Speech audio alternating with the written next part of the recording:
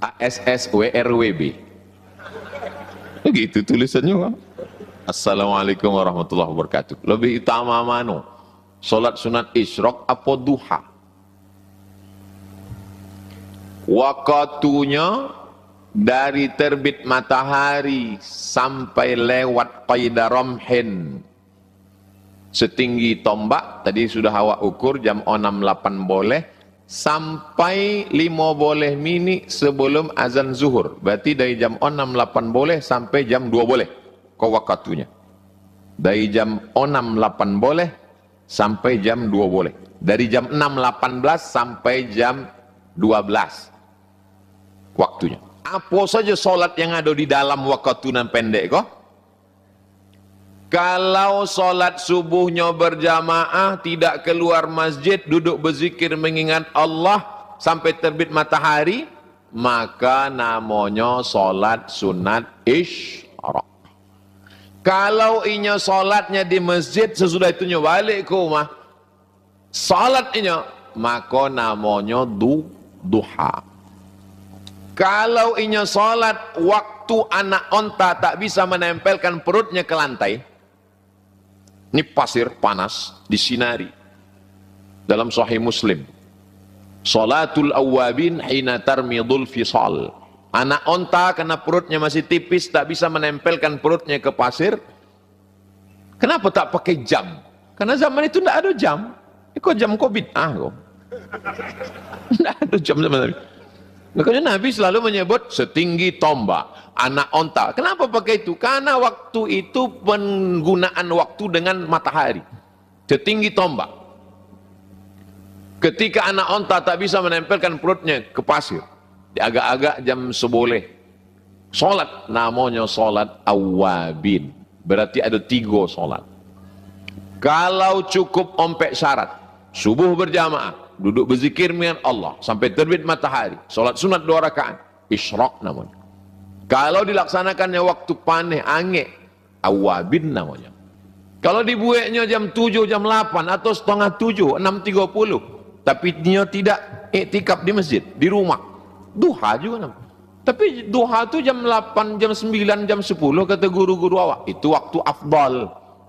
Jadi secara umum namanya duha. Tapi kalau cukup 3 syarat tadi namanya isyraq.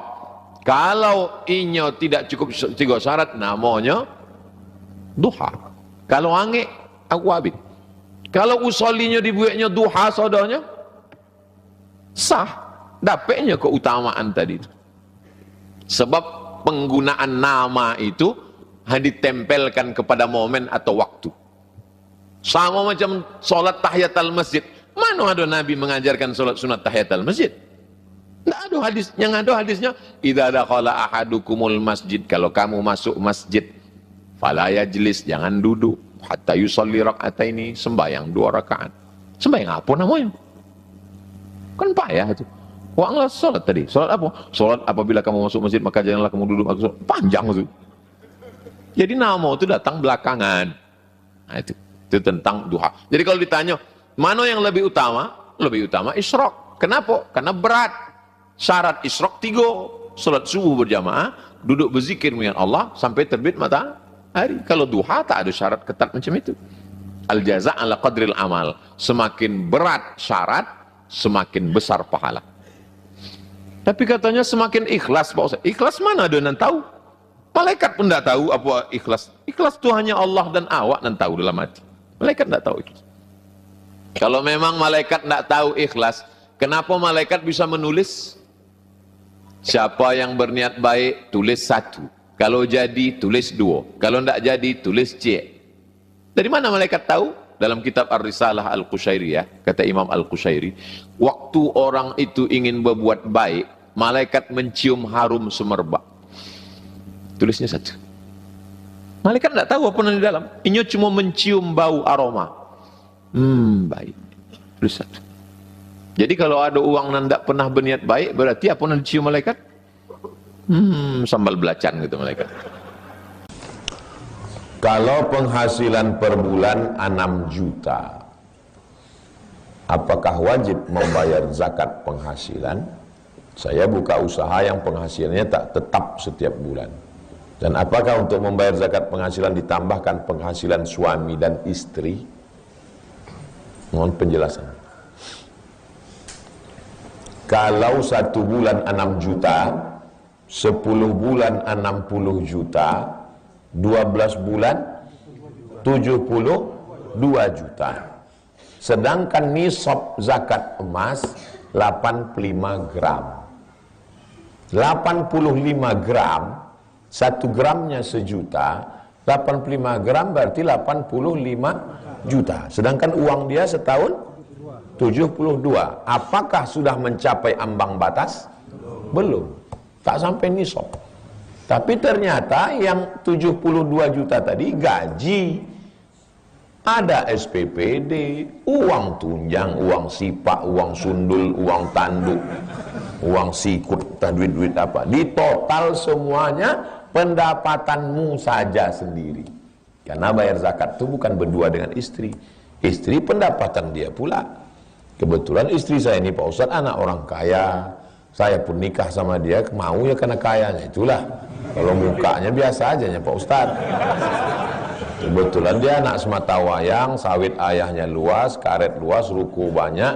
Waktu itu ayahnya di ruang ICU, itulah aku nikahi Pak Ustaz. Maka beda zakat suami, beda zakat istri, bukan zakat kolektif berdua.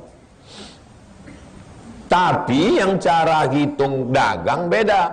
Ini tak disebutkan yang masuknya duitnya ini dari apa? Kalau dari dagang, rumus menghitungnya 3 kurang 2. Modal yang diputar tambah untung tambah piutang kurang rugi kurang hutang.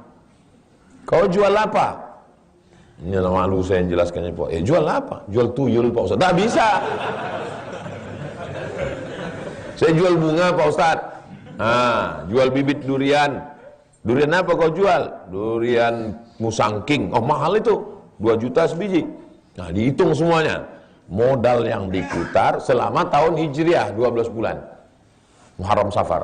Modal yang diputar, berapa modal kau putar? 100 modalnya Pak Ustaz. Modal. Tambah untung. Berapa untung kau? Untung 50. 150. Tambah piutang yang di tangan orang. Berapa yang di tangan orang? Di tangan orang ada 50 juta Pak Ustaz. Jadi berapa? 200. Berarti kalau 200 sudah kena nisab belum? Udah sampai, nisab kan tadi 85. Berarti udah kena. Kalau 200 juta berapa zakatnya? 5 juta, 2,5%, 2,5%, 2 juta setengah, 2 juta, 5 juta. Dikurangi 2. Yang 200 tadi kurang 2. Kurang rugi. Berapa rugi kau? Rugi 190 Pak Ustaz. Takkan kurang hutang. Hutang kau berapa? Hutangku 50 juta Pak Ustaz. Hutang yang terkait dengan jual bunga ini. Hutang rumah, hutang mobil jangan masukkan ke sini.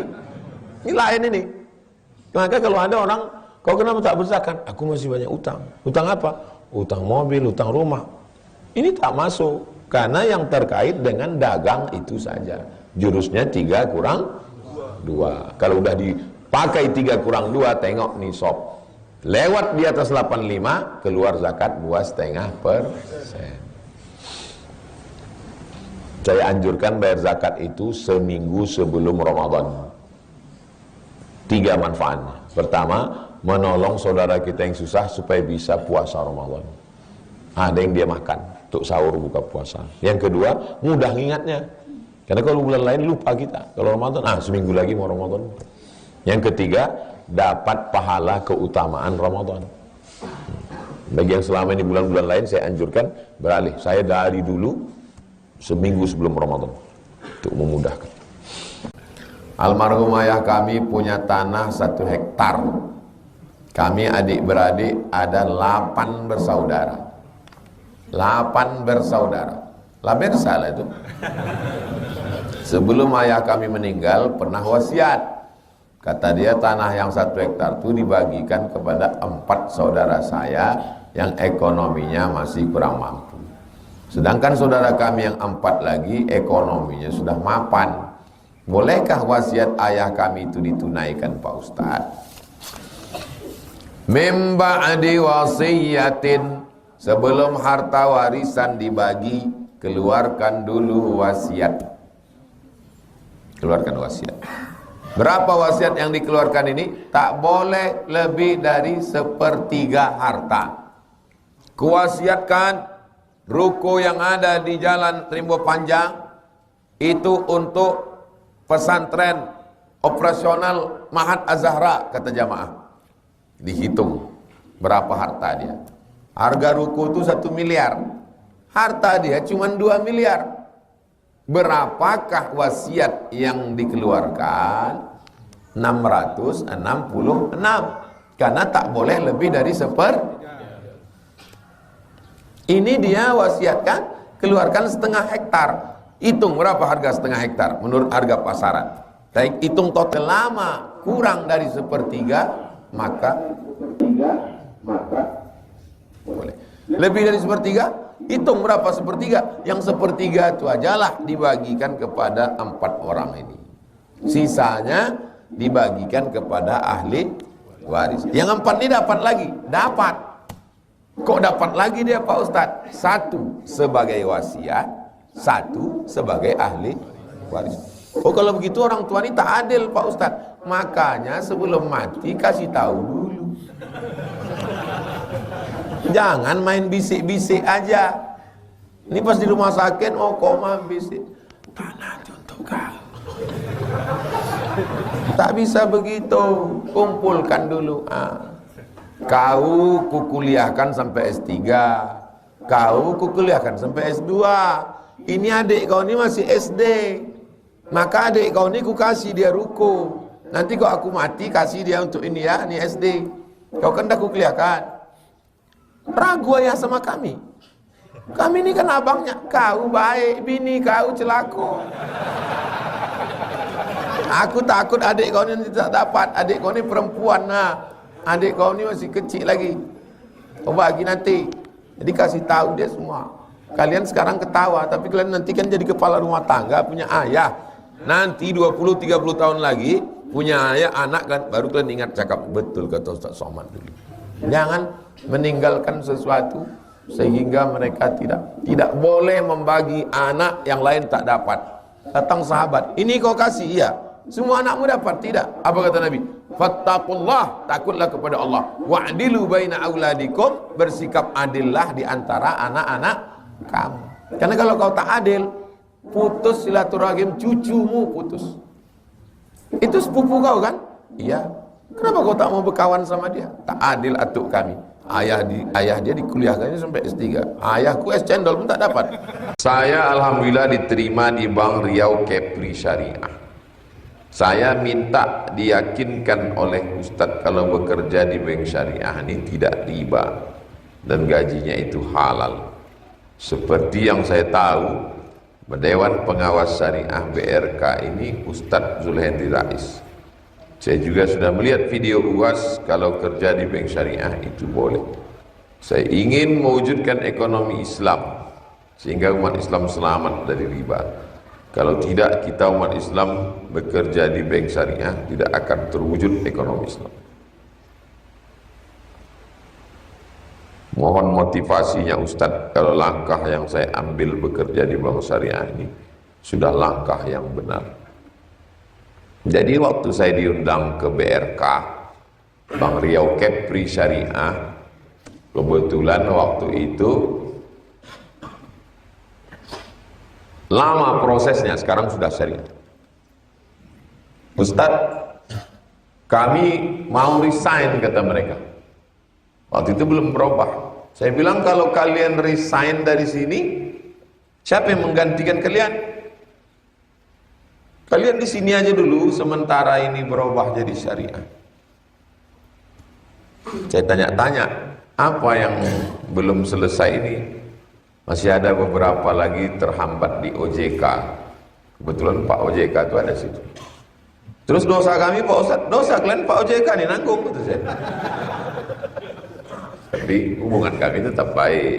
bukan sindir mau kelahi. Hubungan saya dengan Pak OJK tetap baik. Alhamdulillah berubah jadi syariah. Jadi banyak beberapa kawan, dia menganggap ini dosa, dia mau keluar dari situ. Ada yang PNS, ada yang TNI, Polri, saya mau keluar dari sini Pak Ustaz. Terus kalau kau keluar dari sini, datang malaikat menggantikan kau. Enggak Pak Ustaz, saya menggantikan lebih setan dari saya lagi Pak Ustaz. Jadi kalau umat Islam keluar dari sini, keluar dari pengacara, keluar dari dokter, keluar dari pengusaha, keluar dari TNI, keluar dari Polri, siapa yang akan duduk di situ? Jadi tetap di situ berjuang sesuai kemampuan. Tapi banyak kali duit haramnya Pak Ustaz. Tak tahu kau mau membuang duit haram nih, mari ku ajarkan. Banyak kali duit haramnya Pak Ustaz. Duit haram itu jangan dibawa pulang ke rumah. Ambil gaji kau saja. Yang kira-kira haram ini, masa kami pergi ke Jakarta seminggu Pak Ustaz, tanda tangannya 7 hari, cuman 2 hari pulang. Kau hitung 2 hari itu berapa? 2 hari itu 2 juta Pak Ustaz. Yang dikasihnya berapa? 7. Yang 5 itu jangan kau ambil. Kemana kami serahkan? Serahkan untuk masalih ammah, kepentingan umum. Jangan diambil. Tak tahan saya Pak Ustaz. Itulah jihadnya. Itulah jihadnya.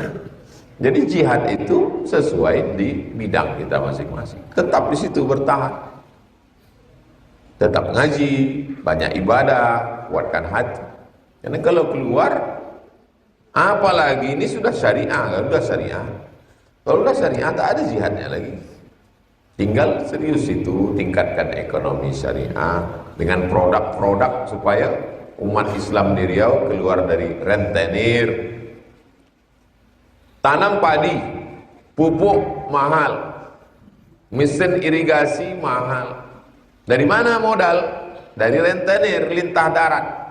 Dia kasih pinjam waktu musim menanam, ini mesin air, ini pupuk, ini plastik supaya tikus tak masuk, ini pupuk semprot pestisida melawan wereng.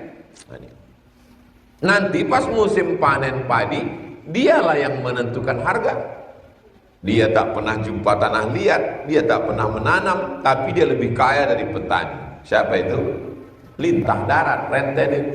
Nah, jadi bank syariah langsung pergi ke Bunga Raya Siak, petani sana. Pergi ke Pelelawan. Ke Pelelawan, kalau ditelusuri Sungai Kampar arah ke Penyalai, itu padi terhampar luas. Saya masuk dulu ke dalam. Datanglah ke sana, tanya siapa yang nanam padi. Saya jumpa pergi ke Solo, padi luas. Saya tanya, ini punya siapa Pak? Jangan-jangan punya perusahaan juga? Enggak Ustaz, ini punya orang awam, masyarakat. Oh, dari mana mereka nanam padi modalnya? Modalnya dari pemerintah Pak Ustaz, pinjaman tanpa bunga. Oh bagus ini, untuk menggunting, memotong rentenir. Gimana cara Bapak mengasihkan bantuan ke petani ini? Sholat subuh di masjid. Jadi wali kota sholat subuh di masjid. Siapa yang rajin ke masjid dapat bantuan. Sejak itu ramai masjid Pak Ustaz. Ternyata kalau punya kekuasaan dipakai, pinjamkan, panen, masjid penuh, rezekinya berkah, selamat dari riba rentenir.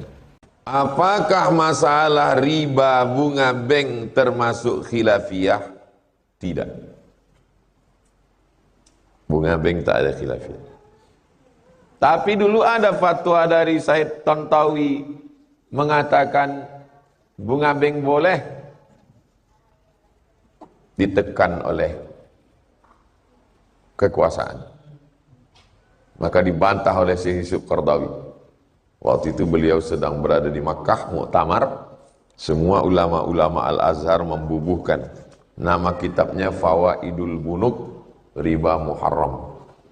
Lihat nanti di ujung buku itu tanda tangan ulama yang waktu itu sedang muktamar di Makkah, menyetujui Fawaidul Bunuk.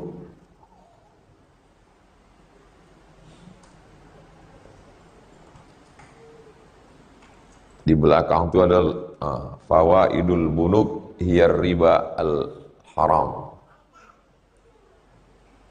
Buku ini ditulis Syekh Yusuf Qaradawi untuk membantah fatwa Said Tantawi yang waktu itu mendapat tekanan. Syekh Qaradawi tinggal di Qatar, sudah meninggal. Pas ada acara muktamar di Makkah, ulama-ulama Al-Azhar dan yang bukan Azhar membubuhkan tanda tangan. Oh, haram. Tak ada ikhtilaf. Bagaimana menasihati orang yang rajin ibadah, rajin ke masjid, tapi mereka lupa kepada anak dan istrinya saat bermaksiat. Pengajian rajin, ke masjid rajin, bini tak berjilbab. Suami yang tidak menyuruh istri berjilbab, dua kemungkinan. Pertama, dia tak tahu hukum kepala rumah tangga. Itulah pentingnya kursus perkahwinan. Buatkan nanti minta kursus pernikahan supaya laki-laki ini tahu tanggung jawab. Yang kedua, dia tahu tanggung jawab dia, tapi dia takut ke bininya. Takut ke bini ini tak ada obatnya. Kalau takut melawan Israel, itu bisa dimotivasi dengan ayat-ayat jihad. Ustadz, ini ada beberapa tentara mau ke Papua melawan OPM. Tolong Ustadz berikan motivasi. Saya duduk sama tentara. Kamu membela NKRI ini negeri berdarah-darah para syuhada mati syahid melawan Belanda. Maka kau membela ini, kalau mati kau mati syahid. Kalau kau mati syahid, kau mati sakratul maut kal qarsi, macam cubitan lembut pada kulit. Kau tak kena azab kubur dan kau tidak dihisab di akhirat, langsung masuk surga. Semangat. Tapi orang yang takut ke bini tak bisa dimotivasi.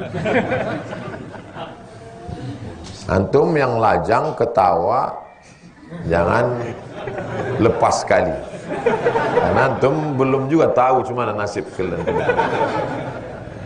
Jadi jangan mengejek orang yang takut bini, karena bisa jadi berbalik nanti ke kalian. Saya waktu di Malaysia itu ditanya haji itu waktu di rumah, Ustaz, macam mana orang yang takut bini?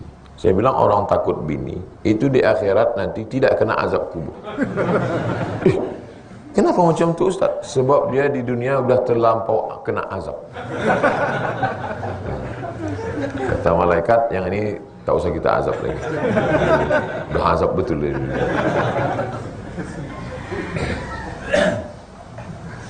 Nampak itu dari sebelum nikah tu sudah nampak gaya-gayanya itu nampak.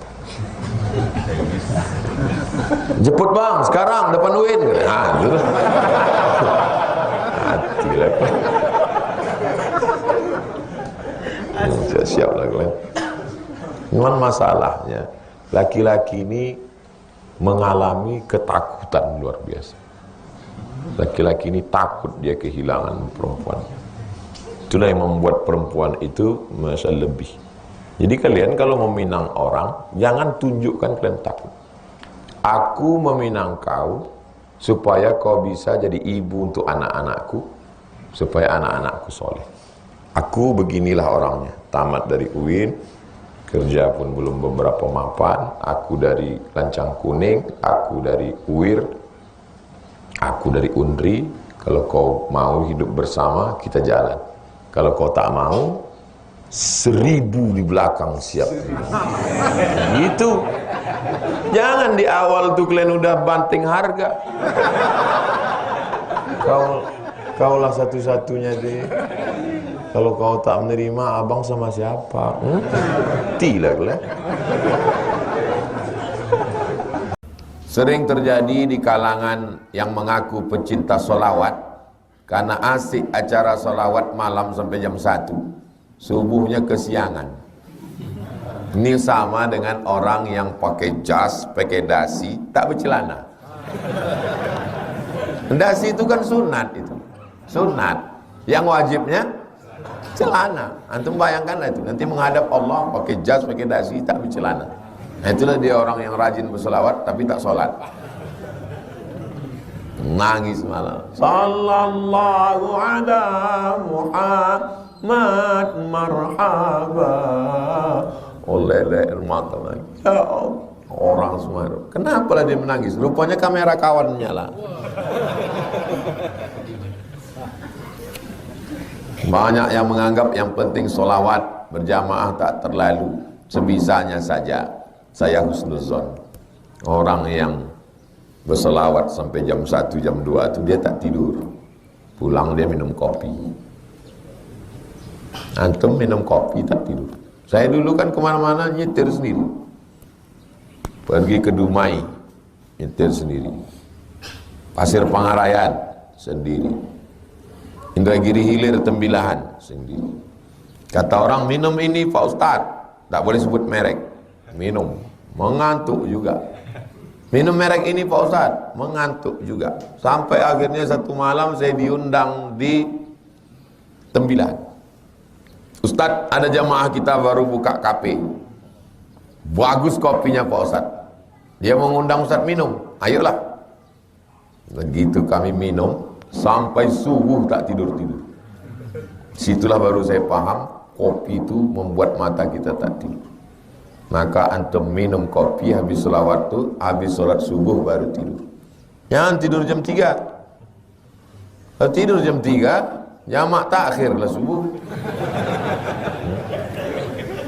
Jadi kalau udah habis acara malam tu, tahajud, duduklah sama kawan, ngobrol-ngobrol, cerita macam-macam yang baik-baik, menunggu azan subuh. Jangan tidur. Kalau tidur nanti yang disalahkan ustadz yang salawat. Tidak ustadz itu. Ustadz juga yang salahkan. Apakah ketika kita main sosial media, kita melihat postingan yang kurang baik dan kita abaikan, apakah kita mendapat, apakah dosa skip, apakah perlu kita menunjukkan penolakan? Saya semua yang terkait dengan medsos, kalau hoax terkait dengan diri saya jelaskan. Hoax, buat gambarnya, screenshot, tulis itu hoax. Kalau terkait tentang perbuatan yang melanggar, umum saja, umum. Macam saya menjelaskan ini, umum saja.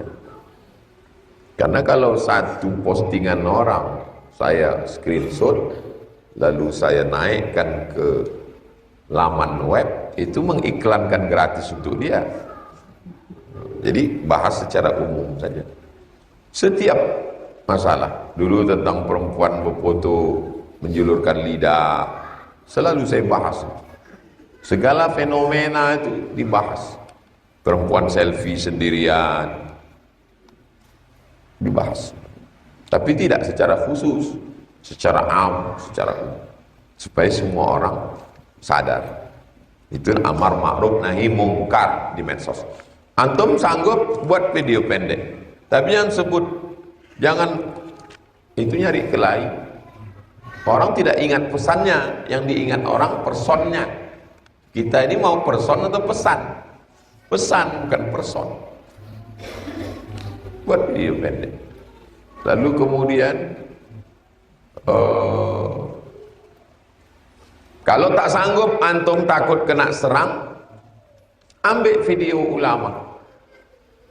Ambil video ulama, video Ustadz Adi Hidayat, video Buya Yahya. Ambil, posting yang sesuai.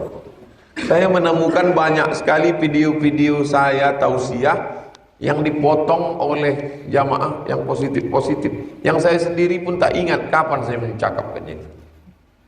Jadi pas saya tonton, bagus sekali. Artinya dia mendengarkan itu dari awal sampai akhir. Didengarkannya dari awal, di menit berapa dia memotong itu. Itu kan dia mendengarkannya serius. Dengarkannya harus dipotong ya menit sini. Saya tengok apanya. Potong. Dia bisa menemukan itu kan artinya dia nonton dari awal sampai akhir. Keseriusan dia. Jadi atau kalau sanggup terkait dengan segala hal, masalah jilbab, masalah rokok, masalah LGBT, masalah pergaulan,